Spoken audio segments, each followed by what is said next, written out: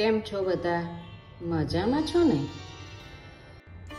આજે આપણે ખજૂર પાક બનાવીશું. પેનમાં ઘી લઈ લઈએ, 1 ચમચી જેટલો ઘી લઈએ. એમાં આપણે ટુકડા બધા ડ્રાયફ્રૂટને થોડાક શેકી લેવાના છે.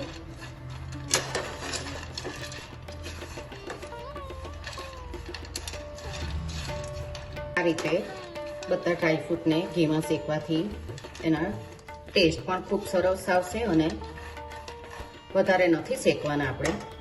એમાં આપણે ખસખસ લીધી છે,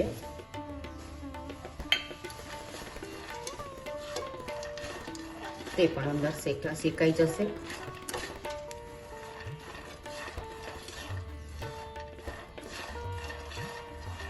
બધો કાઢી લઈએ. આપણે ડ્રાયફ્રૂટ કાઢી લીધા છે. 5 જ મિનિટ માટે એને રોસ્ટ કર્યા છે.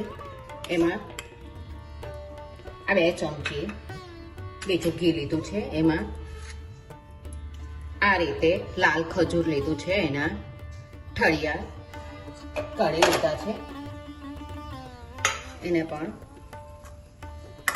આપણે શેકી લઈશું, બરાબર શેકી લઈએ. જો ખજૂર થોડુંક આપણું મેલ્ટ થવા માંડ્યું છે. તમે મિક્સીમાં પણ ખજૂરને પીસીને લઈ શકો, કાં તો પેલું કાળું ખજૂર આવે ને એકદમ નરમ, તેનો પણ ઉપયોગ કરી શકો. પણ આનો ટેસ્ટ ખૂબ જ સરસ આવે છે.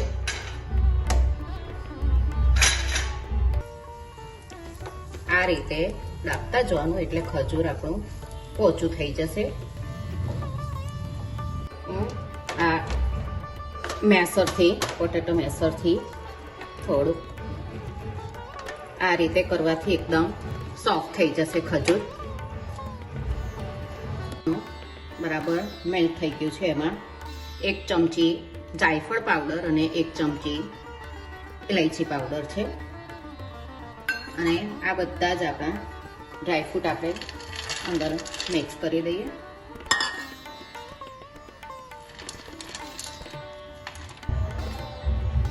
બધો ખજૂર અને ડ્રાયફ્રૂટ મિક્સ થઈ ગયા છે. એને કોઈ પણ એક ટ્રે કે થાળીમાં મેં એક ડીશ લીધી છે, ઘી લગાવી દીધું છે. એમાં આપણે બધું ટ્રાન્સફર કરી દઈએ.